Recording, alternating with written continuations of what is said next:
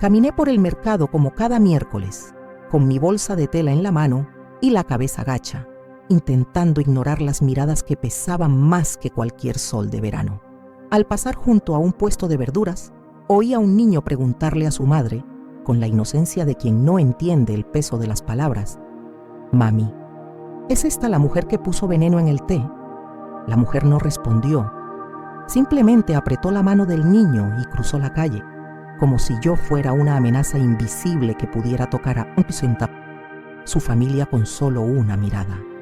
Quienes me conocían desde hacía décadas fingían no verme, y quienes no me conocían ya me miraban con miedo, como si llevara en mis manos no sabiduría, sino veneno. Ahí, en ese momento, comprendí que mi castigo no estaba solo en la justicia de los hombres, sino en la boca de cada vecino, en el celular de cada residente, en los mensajes silenciosos que intercambiaban. Y por mucho que gritara la verdad, nadie estaba dispuesto a escuchar. Pero antes de ese día, antes de que todos me juzgaran sin piedad, hubo una historia. Y si sabes cómo empezó, quizás lo veas todo de otra manera. Y si te dijera que detrás de cada mirada crítica se esconde una historia que nunca se ha contado, que detrás de cada dedo acusador se esconde un dolor silencioso, un pasado distorsionado, una verdad ignorada. Esta no es solo la historia de una mujer acusada injustamente, es la historia de cómo una vida entera puede ser destruida por un rumor, un error o un silencio. Y quizás cuando escuches lo que realmente sucedió, no solo lo entiendas, sino que lo sientas. Porque en algún momento de nuestras vidas, todos hemos sido juzgados sin derecho a defensa. Si crees que nadie debe ser condenado sin ser escuchado, si esta historia te toca el corazón de alguna manera, suscríbete al canal ahora, dale a me gusta a este video y sígueme hasta el final. Escucharlo podría ser el comienzo de mi liberación y la de tantos otros.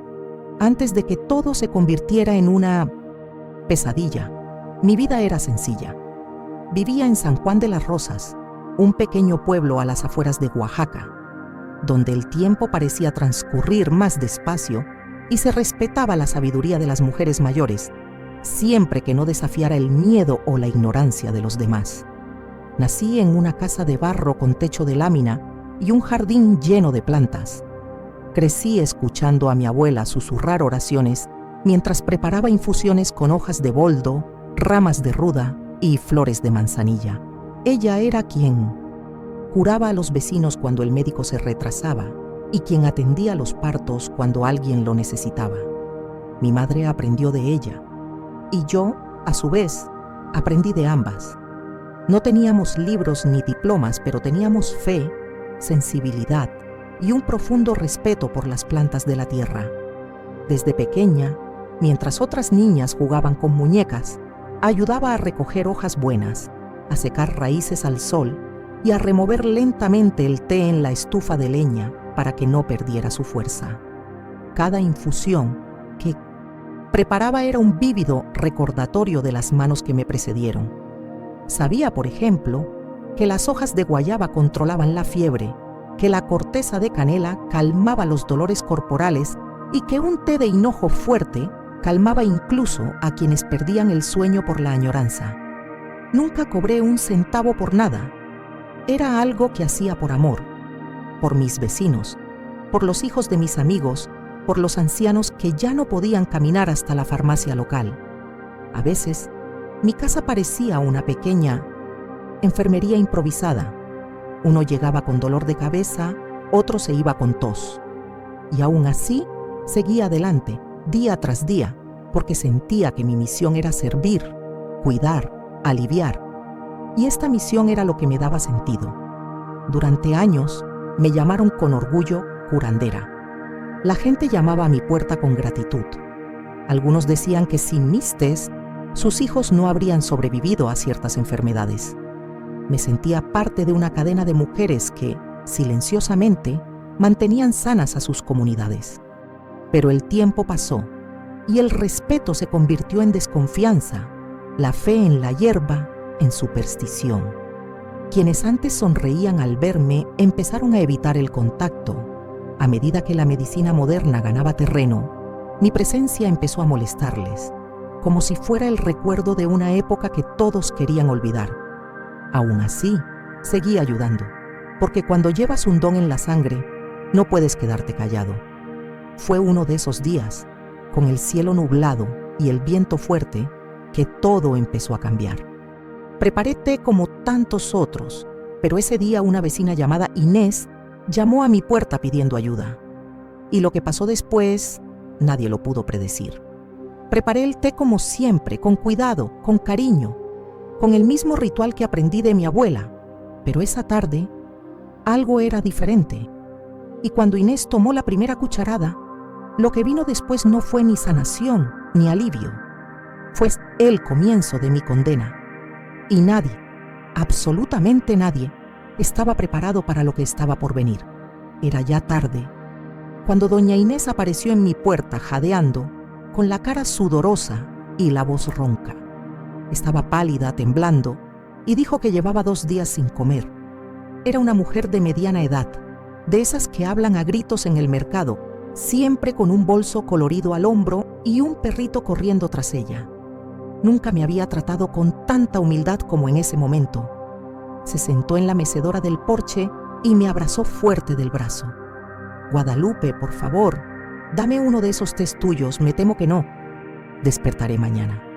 En ese momento mi respuesta no fue racional, fue instintiva. Fui a la cocina, cogí la tetera de barro y empecé a preparar la misma receta que tantas veces había usado. Mezclé hojas secas de guayaba con ramas de canela, un poco de raíz de jengibre y un toque de anís estrellado. Era un té fuerte que purificaba el cuerpo por dentro. Lo puse a hervir, escuchando los ladridos de su perro de fondo. Inés tosía y, entre toses, decía que la medicina de la clínica no le estaba haciendo efecto. Cuando le serví el té, sujetó la taza con ambas manos, como si recibiera una bendición. Bebió despacio, cerrando los ojos entre sorbo y sorbo. «Tienes manos de santa, Guadalupe. Solo tú puedes sanarme», dijo con una leve sonrisa, antes de levantarse e irse. La acompañé hasta la puerta y volví adentro con el alma en paz. Hice lo de siempre, cuidar a alguien con lo que había aprendido. Pero esa noche, el teléfono sonó con una voz angustiada. Era su sobrina, diciendo que Inés había sido trasladada de urgencia al hospital con mareos y vómitos. Mi corazón se aceleró. Me pregunté, ¿estaría ya más enferma de lo que parecía? ¿Habría preparado algo mal? No podía dormir bien. A cada ruido de la calle, me levantaba de un salto. A cada ladrido miraba por la ventana, hasta que al día siguiente empezaron los susurros. Al principio, se disfrazaban de preocupación. ¿Qué bebió? Luego se convirtieron en insinuaciones. Dicen que era té. ¿Ya sabes de quién? En cuestión de Medecetelistí. Horas, mi nombre estaba en boca de todos. Y lo que había sido un simple acto de bondad se convirtió en algo oscuro, casi criminal. Un grupo de vecinos se detuvo frente a mi casa una tarde. No llamaron, solo susurraron. Algunos señalaron, otros negaron con la cabeza con disgusto. Esa noche, mi jardín se sintió más frío, como si hasta las plantas sintieran el peso de la injusticia acercándose. Ya no podía oír el canto de los pájaros por la mañana, y el olor a té, siempre reconfortante, ahora me daba náuseas. En el fondo sabía que algo grave estaba a punto de suceder. La calle parecía prepararse para borrarme. Y mientras aún intentaba comprender qué estaba pasando, alguien llamó a las autoridades. Pero lo más cruel de todo fue darme cuenta de que no fue la policía quien abrió esa puerta. Fueron los propios vecinos. Ella pidió ayuda y yo le ofrecí cuidados. Pero en menos de 24 horas, ese té se convirtió en un arma. Y yo, quien durante años había sido la mano sanadora, ahora era visto como el envenenador. Lo que sucedió después fue peor que cualquier sentencia. Y solo estaba empezando. A la mañana siguiente, me desperté con un golpe sordo en la puerta. No era el típico golpe de vecinos pidiendo azúcar o preguntando por un remedio natural. Era un golpe fuerte y rítmico, con una urgencia fría e indiferente. Al abrir, vi a 2 hombres uniformados, armados, con miradas suspicaces y distantes. Uno de ellos sostenía un portapapeles. El otro mantenía la mano cerca de la pistolera, como si yo, una mujer de 72 años, fuera una verdadera amenaza. Apenas me saludaron. Simplemente me preguntaron si era María Guadalupe Ortega. Dije que sí. Y luego, sin dar explicaciones, sin orden judicial, sin siquiera dejarme ponerme las pantuflas, me dijeron que debía acompañarlos a la comisaría a declarar. Pregunté por qué. Simplemente dijeron: se trata de la señora Inés. Ya saben de qué estamos hablando. Mientras me conducían al coche patrulla, toda la calle pareció detenerse a observar. Algunos bajaron en las puertas, otros grabaron con sus celulares. No había empatía en sus rostros, solo curiosidad, juicio e incluso un placer oculto al ver cómo me llevaban como si fuera un espectáculo gratuito de tragedia. La misma mujer que durante tantos años había preparado medicinas con manos cuidadosas, ahora era vista como una criminal. Y lo más doloroso fue reconocer entre esas personas los rostros de quienes una vez se sentaron a mi mesa, de quienes trajeron a sus hijos enfermos a mi casa, de quienes lloraron en mi regazo pidiendo ayuda. Ninguno dijo una palabra, ninguno tuvo el coraje de defenderme. En la comisaría me metieron en una pequeña habitación con paredes grises y olor a sudor rancio. El agente que me interrogó tenía una expresión cansada, como si ya lo hubiera decidido todo antes de oírme siquiera. Me hizo preguntas frías. ¿Qué había en el té? ¿Alguna vez has envenenado a alguien? ¿Sabes que esto podría considerarse un intento de asesinato? Con cada pregunta se me encogía el corazón, como si algo dentro de mí se estuviera aplastando lentamente. Les expliqué con calma, hablando de las hojas, los ingredientes y cómo lo aprendí todo de mi abuela. Dije que era una receta antigua, usada durante generaciones, pero me di cuenta de que para ellos mis palabras no tenían ningún valor. No había lugar para escuchar, solo había prisa por incriminarme. Pregunté por mi hija, dijeron que la informarían pronto. Pedí un abogado. Se encogieron de hombros. Me sentí como una sombra en un lugar donde nadie quería ver quién era realmente. El tiempo transcurría de forma extraña allí. Las horas parecían días. El frío de la silla de metal me calaba los huesos y el silencio de los pasillos parecía burlarse de mi esperanza. Después de horas, me dejaron sentada sola en una habitación aún más pequeña, sin ninguna explicación. Fue en ese momento que empecé a llorar, pero no lloré solo por mí. Lloré por todas las mujeres que transmitieron conocimiento en silencio, por todas las abuelas que sanaron con amor y fueron acusadas con odio. Lloré sabiendo que mi voz ya no tenía cabida, y sin embargo, no tenía ni idea de cuánto peor se pondría, porque lo que me esperaba más allá de esos muros era aún más cruel. Me sacaron de mi casa sin pruebas, sin orden judicial, sin dignidad. Pero lo que aún no sabía es que esa comisaría no era el fin de la humillación. Era solo el comienzo de un laberinto donde el silencio mata, más que cualquier sentencia. Y la siguiente puerta que se abriera, ya no habría vuelta atrás. Me colocaron en una celda húmeda y oscura al fondo de la comisaría, donde el olor a humedad se mezclaba con el óxido de los barrotes. Las paredes estaban arañadas con fechas, nombres y frases que parecían gritos silenciosos de quienes habían pasado por allí antes que yo. No había colchón, solo una estructura metálica con una manta fina y un cubo apoyado en la esquina. Cuando la puerta de hierro cerró tras mí, sentí como si el mundo me hubiera dado la espalda de golpe. Fue como si el tiempo se hubiera congelado, arrojándome a un limbo donde el ayer y el mañana ya no existían. Solo existía el ahora y dolía. Me senté en un rincón, encorvada y con los brazos cruzados, intentando encontrar consuelo en mis recuerdos. Pensé en mi abuela Josefina, quien también había sido criticada por la comunidad una vez cuando uno de sus tés hizo vomitar a un niño. En aquel entonces, todos decían que era señal de sanación, que el cuerpo estaba expulsando el mal. Pero los tiempos han cambiado. Hoy, lo desconocido se convierte en una amenaza. Y todo lo que no viene empaquetado en una caja con instrucciones se trata como veneno. Mientras me aferraba a estos recuerdos, intenté contener las lágrimas. Había algo profundamente humillante en estar allí, sin voz, indefensa, con mi nombre manchado por un malentendido. Era como si toda mi historia estuviera siendo borrada por una sola sospecha mal contada. Nadie vino a visitarme ese primer día, ni tampoco el segundo. Mi hija, que vivía en la capital, quizá ni siquiera se enterara de mi arresto. Ninguno de los vecinos con quienes compartí recetas, ni los amigos que una vez confiaron en mí para cuidar a sus hijos enfermos, se acercó siquiera a preguntarme si estaba bien. Los guardias pasaron de largo sin mirarme.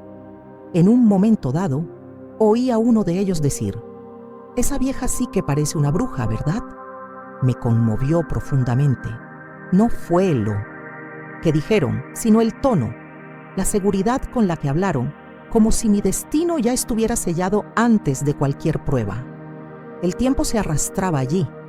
Intenté recordar las canciones que mi abuela cantaba cuando estaba triste, pero no me salía la voz. Tenía hambre, pero no podía comer.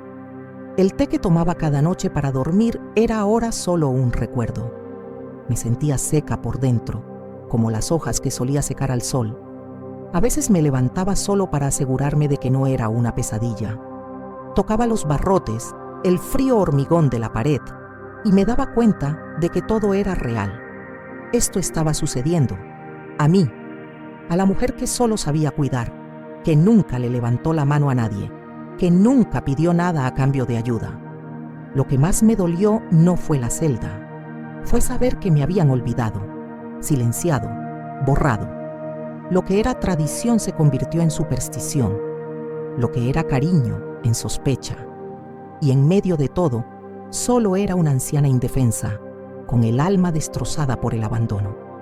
Pero todo lo que se entierra injustamente finalmente resurge. Y lo que nadie imaginaba era que la verdad ya se estaba escribiendo afuera, y cuando salió a la luz, expuesta descaradamente a todos, ni siquiera la policía pudo ignorarla. En la mañana del sexto día, un agente entró bruscamente en la celda. A diferencia de las demás, su expresión no era dura, pero tampoco transmitía compasión. Llevaba unos papeles en las manos y anunció con voz seca que me liberaban. No explicó los motivos ni se disculpó. Simplemente dijo que el médico a cargo del caso de doña Inés había presentado un informe oficial. Sin comprender del todo, me llevaron de vuelta a la fría habitación donde empezó todo.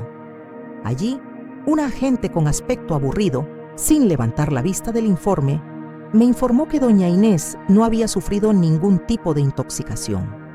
Según el informe toxicológico, había tenido una reacción alérgica a un antibiótico recetado por un médico local, un medicamento que había ingerido minutos antes del té que le ofrecí. Eso fue todo. No había veneno, no había crimen.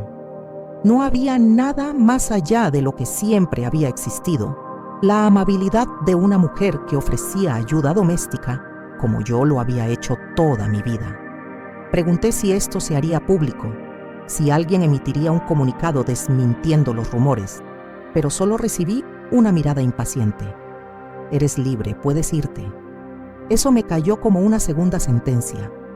Ya no era una prisionera, pero tampoco era inocente a los ojos de los vecinos. Salí por la puerta trasera de la comisaría cabizbajo, con el alma hecha pedazos y los hombros encorvados por algo más pesado que cualquier grillete: la vergüenza impuesta por una acusación que nunca existió. En la calle, nadie me esperaba, ni parientes, ni amigos, ni vecinos. Caminé sola por las aceras, temerosa de cada mirada, cada paso, cada sombra. Al llegar a casa, Noté que las plantas de mi jardín estaban secas. Nadie las había regado. La puerta aún tenía marcas de barro, probablemente de cuando me llevaron. Entré despacio, como invadiendo un lugar que ya no era mío. Me senté en la silla del porche, la misma donde doña Inés había tomado aquel té, y me quedé allí, en silencio, escuchando el viento susurrar entre las hojas muertas. Mi nombre estaba limpio en los papeles, pero sucio en la boca de la gente. Días después, una vecina se animó a tocar el timbre. Quería saber si tenía algo para la migraña de su madre. Dudó un momento al mirarme a los ojos. Le agradecí la visita, pero le dije que no prepararía más té. Me alejé de la verja, la cerré con fuerza y volví a entrar. La confianza, una vez destruida, no se reconstruye con una tímida petición. Pero lo que esta mujer no sabía, y nadie se había dado cuenta aún, era que la mayor herida no era lo que decían de mí, era lo que le hacían a mi memoria. Y cuando la memoria de un pueblo empieza a borrar a quienes más lo querían, las consecuencias se vuelven irreversibles. En los días posteriores a mi liberación, la casa se sumió en un pesado silencio. El sonido del viento que entraba por las ventanas, que antes traía paz, ahora sonaba a lamentación. Me levanté temprano, como siempre, pero lo que antes era rutina, ahora parecía insignificante. La tetera permaneció intacta en la estufa. Las hojas secas de las macetas comenzaron a perder su aroma. El patio trasero, antaño el corazón de mi hogar, se convirtió en un paisaje árido de recuerdos. Cada planta, cada raíz, cada flor que antes cultivaba con orgullo, ahora me recordaba el dolor de ser desacreditada, rechazada y desestimada. He reflexionado mucho sobre cómo llegamos a este punto. ¿Cuándo se despreció la sabiduría de las mujeres sencillas? ¿Cuándo la fe en los tés, las hierbas y los consejos de quienes habían vivido el doble de tiempo se convirtió en motivo de burla o miedo? Quizás fue cuando el mundo empezó a medir el valor por títulos, medicinas caras y batas blancas. Olvidaron que el conocimiento no solo proviene de los libros. Olvidaron que antes de que existieran los hospitales, las fiebres se curaban en el regazo de las abuelas, que antes de los antibióticos el té aliviaba. Pero parece que todo lo que no se puede embotellar, recetar o patentar se desecha. Experimenté en carne propia lo que significa portar un conocimiento que perturba. Un conocimiento que no se doblega ante la modernidad, pero que tampoco ataca, solo ofrece. Un conocimiento que, en lugar de ser protegido, es perseguido. En algún punto entre la ignorancia y el miedo, crearon la imagen de la anciana peligrosa, la mujer que se dedica a las hierbas y es vista como una amenaza. Me convertí en eso. Para algunos era una curandera, para otros una bruja. Y esta delgada línea entre el respeto y la condena la dibuja la falta de comprensión. Oí a gente decir que lo que pasé no fue suficiente, que si no tenía la culpa, tampoco era completamente inocente, como si el simple acto de cuidar fuera en sí mismo motivo de desconfianza, como si, en lugar de amor, mis tés albergaran oscuros secretos. Vi en los ojos de quienes me evitaban que ya me habían condenado, incluso sin saber leer un informe médico, porque cuando una historia se propaga con miedo, no hay verdad que pueda alcanzarla después. Pero a pesar de todo esto, algo dentro de mí aún se resistía. Una fuerza pequeña, silenciosa, pero viva. Porque incluso olvidadas, hay mujeres como yo en todas partes. Mujeres que portan un conocimiento ancestral, que sanan con la mirada, que comprenden el dolor sin necesidad de un diagnóstico. Mujeres que siguen existiendo, incluso en silencio, incluso heridas, incluso desacreditadas. Y si creen que lo que me pasó fue el final, esperen a ver lo que pasó cuando finalmente volví a salir. Pasaron algunas semanas desde que salí de mi celda. Durante ese tiempo apenas puse un pie fuera. Me mantuve confinada entre paredes que ahora parecían más frías, más hostiles. Las plantas seguían secándose en el jardín y las macetas que antes servían con infusiones aromáticas permanecían silenciosas en el armario. Podía oír voces afuera, risas apagadas, susurros que cesaban cuando alguien pasaba por mi puerta. Mi hija me llamó, pero evitó tocar el tema. Dijo que todo estaba bien, que lo importante era que yo era libre, pero la libertad, cuando se pierde la dignidad, parece más un castigo que un consuelo. Era domingo por la mañana cuando decidí salir. El mercado del pueblo, el mismo donde había comprado hierbas durante décadas, seguía en el centro de la plaza. Me armé de valor, me puse un vestido sencillo, cogí mi bolso de tela y salí. Al llegar el olor a fruta, pan recién horneado y especias me impactó, junto con recuerdos ardientes. Caminé lentamente entre los puestos, sintiendo las miradas que me recorrían como cuchillas. Algunos apartaron la mirada, otros me observaron como si fuera una criatura curiosa, una reliquia de una época que todos preferirían olvidar. Fue entonces cuando una niña se acercó con su madre. Estaban en el puesto de verduras a pocos metros de mí. La niña me señaló con el dedo y, con la cruel franqueza de la inocencia, dijo: «Mami, es ella, ¿verdad? La mujer que casi mata a doña Inés».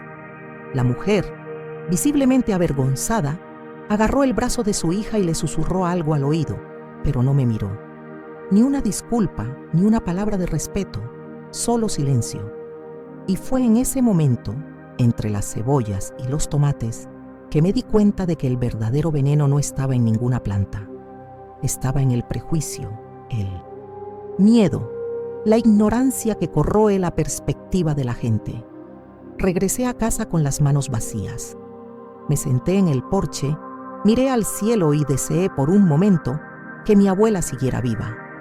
No para protegerme, sino para recordarme que por mucho que nos juzguen, el conocimiento que nace del corazón no muere fácilmente. Lloré, no de rabia, sino de agotamiento, de darme cuenta de que en lugar de envejecer en paz, me habían arrastrado a un mundo que ya no acoge a quienes se preocupan sin pedir nada. A cambio, pero ahí, entre el dolor y el recuerdo, también surgió un pensamiento. ¿Y si mi historia no hubiera terminado así? ¿Y si otras mujeres, otras abuelas, también estuvieran viviendo la misma injusticia, silenciadas, ocultas, acusadas en silencio?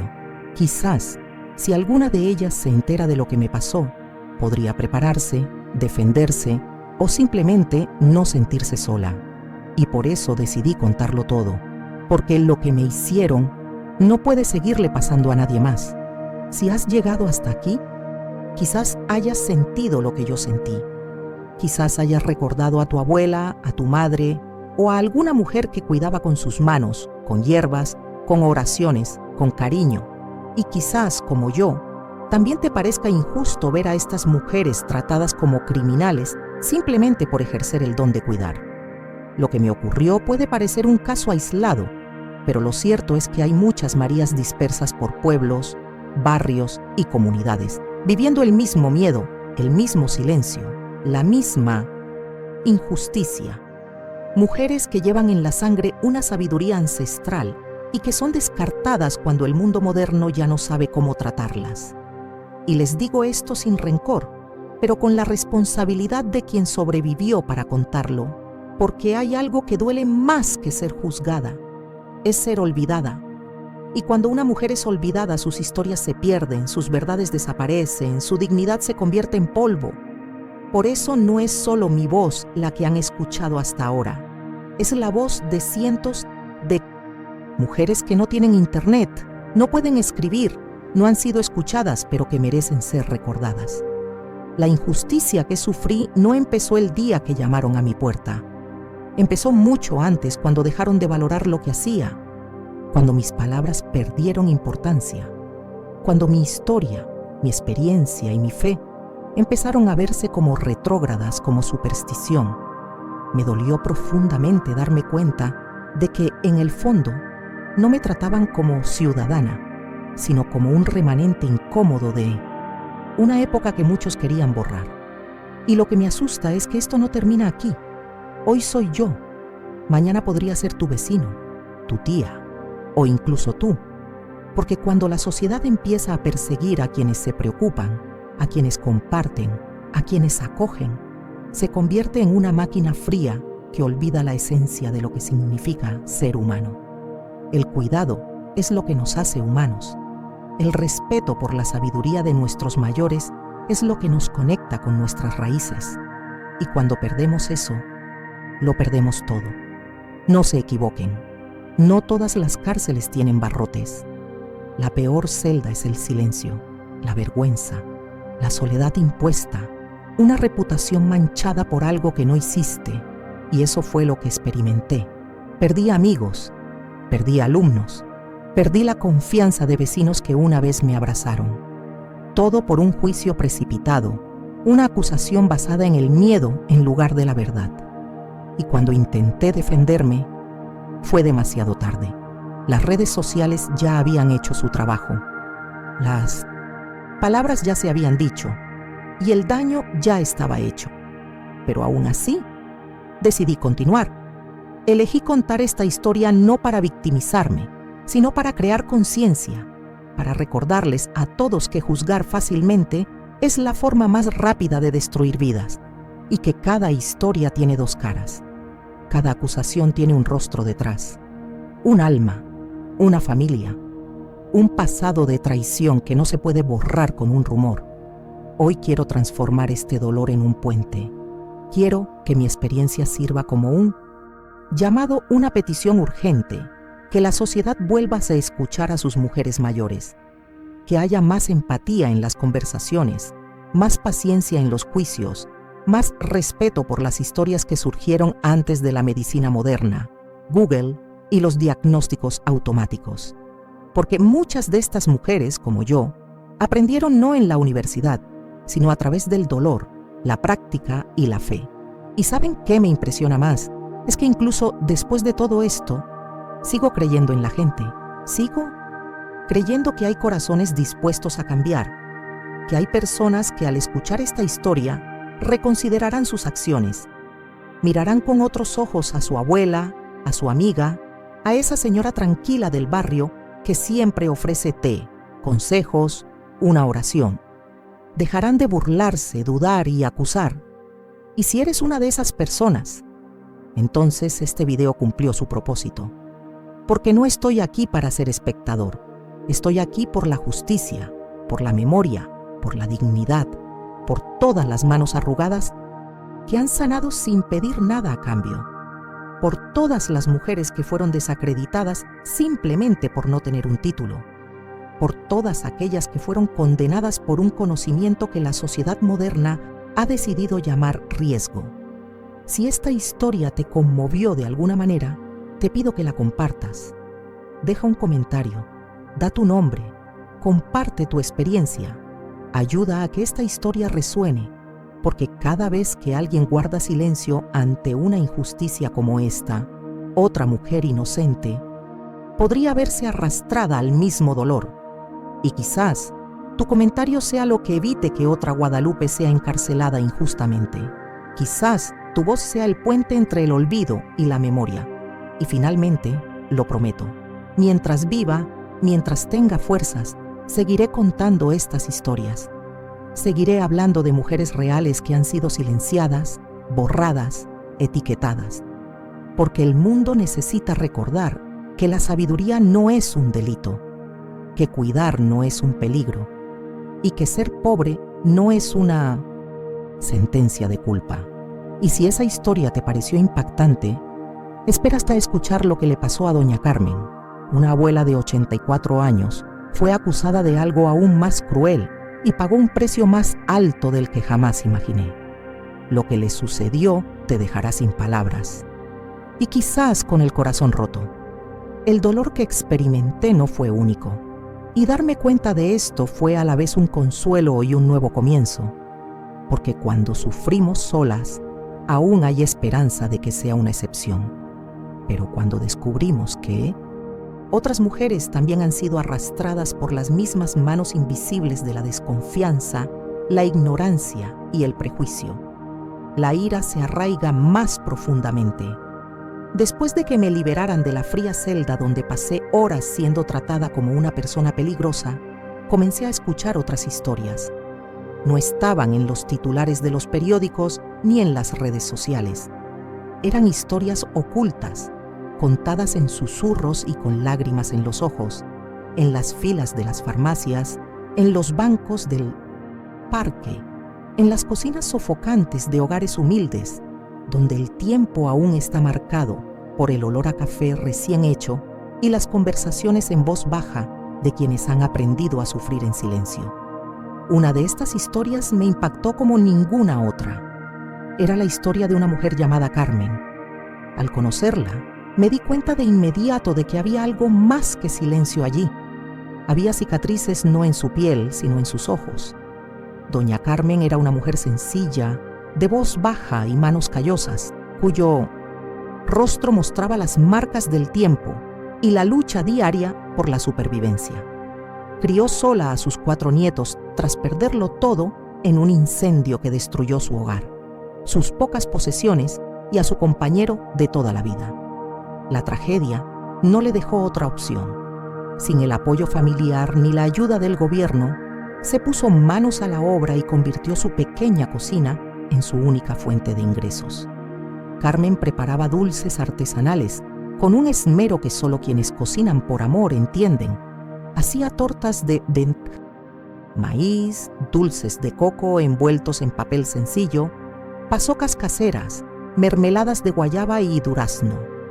Me despertaba antes del amanecer, lo ponía todo en una cesta de paja y caminábame hasta la plaza del pueblo. Allí vendía sus productos con una sonrisa discreta y una cortesía que hacía que los clientes se sintieran bienvenidos. Era conocida como la dulcera de la plaza. Muchos decían que el sabor de los dulces de Carmen era igual al de sus abuelas de antaño. Y quizás eso fue lo que más le dolió. Después, saber que esta mujer que tanto había dado acabaría destruida por una injusticia cruel y cobarde. Su nieto menor, Miguelciño, de tan solo 6 años, enfermó un día después de comer un trozo de pastel que ella había preparado. Tuvo fiebre, mareos y vómitos. Su madre, una mujer que nunca mostró verdadera gratitud por todo lo que Carmen había hecho, lo llevó al hospital. Incluso antes de que se emitiera el informe médico, el vecindario ya se había formado una opinión y no necesitaban pruebas para empezar a sembrar sospechas. Lo que empezaron como rumores se convirtieron en acusaciones. Las mismas frases que una vez me lanzaron ahora adquirieron un nuevo significado. Era el pastel de la abuela. Debió usar algún ingrediente raro. Esas recetas viejas no son de fiar. Tienes que investigar. Y cuando el miedo se mezcla con la ignorancia, la verdad se convierte en un detalle irrelevante. Llamaron a la policía. Los agentes irrumpieron en la casa sin autorización, registraron armarios, tomaron muestras de ingredientes y trataron a Carmen como si fuera una delincuente a punto de fugarse. Ella intentó explicarse.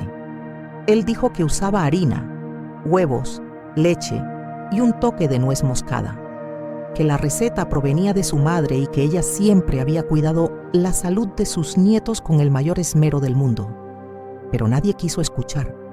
Nadie quería considerar la posibilidad de que el niño hubiera contraído un virus común. El miedo se alimenta de los prejuicios. Y cuando la comunidad decide que alguien es culpable, incluso la prueba más clara se vuelve invisible. El dolor se agravó cuando la familia empezó a distanciarse. La hija de Carmen, ya distante, fue la primera en levantar sospechas públicamente.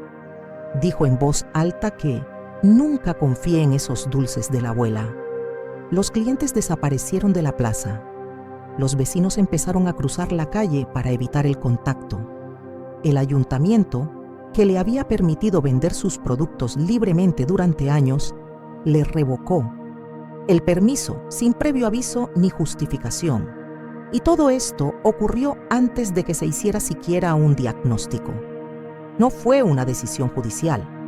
Fue un juicio cruel, apresurado y popular que no dejó lugar a la defensa ni a la compasión. Y entonces llegó el proceso formal.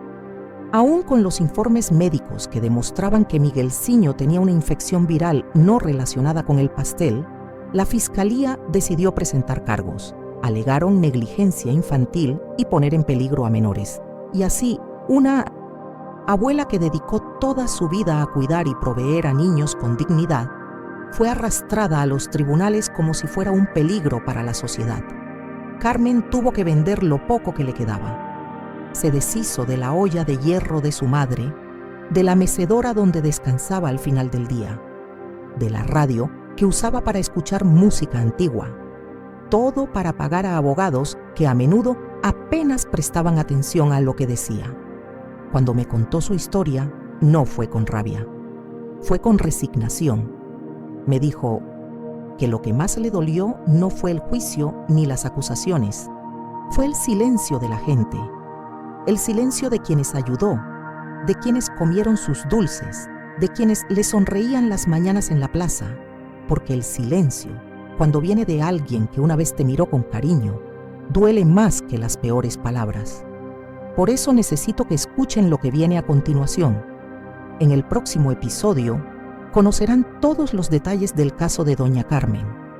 Comprenderán cómo un pedazo de pastel se convirtió en sentencia, cómo los tribunales ignoraron los informes, cómo la comunidad les dio la espalda y por qué, incluso después de la absolución, las heridas no han sanado, porque algunas historias no se desvanecen con el tiempo, permanecen, y necesitan ser contadas no para lucirse, sino para la memoria, la justicia y el respeto.